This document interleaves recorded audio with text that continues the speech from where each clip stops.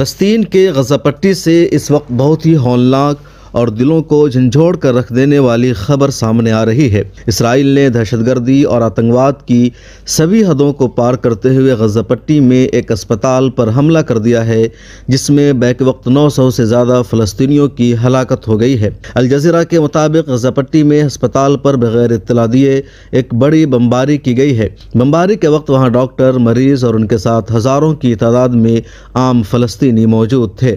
ابتدائی طور پر 200 سے 300 پھر 500 اور اب خبریں آ رہی ہے کہ 900 سے زائد انسان اس حملہ میں نشانہ بنے ہیں۔ غزہ کی مقامی انتظامیہ نے اسے کھلے عام نسل کشی اور ظلم عظیم قرار دیتے ہوئے مسلم ممالک کو کل نہیں آج ہی مداخلت کرنے کی اپیل کی ہے۔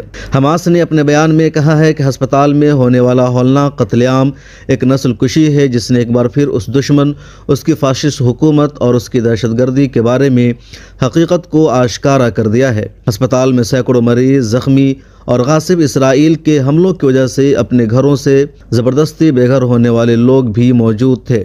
دوسری طرف حماس نے بھی اسلامی ممالک سے اپیل کی ہے کہ وہ اس کا نوٹس لیں۔ عالمی برادری کا اسرائیل پر کوئی اثر نہیں پڑے گا۔ ترکیہ کے صدر رجب طیب اردوغان نے اپنے پہلے بیان میں کہا ہے، خواتین، بچوں اور معصوم شہریوں سے بھرے ہوئے ہسپتال کو نشانہ بنانا بنیادی انسانی اقدار سے مبرہ اسرائیل کے حملوں کی تازہ ترین مثال ہے۔ میں تمام انسانیت کو دعوت دیتا ہوں کہ وہ غزہ میں جاری اس بے مثال ظلم کو روکنے کے لیے قدم اٹھائیں۔ مصر کے صدر نے اپنے پہلے بیان میں کہا ہے کہ ہسپتال پر حملے کی شدید مذمت کرتے ہیں۔ عالمی برادری دخل اندازی کر کے اسرائیل کے حملے بند کروائیں۔ اسرائیل کی انتظامیہ کا اس حوالے سے کہنا ہے کہ ابھی اس کے پاس اس حملہ کی مکمل تفصیلات نہیں ہیں۔ IDF کے حوالے سے خبر یہ بھی سامنے آ رہی ہے کہ اس نے غزہ پٹی پر یہ حملہ وہاں کے شہریوں کو ڈرانے کے لیے کیا ہے اور اس کا بنیادی مقصد حماس سے اپنے قیدیوں کو آزاد کرانا ہے۔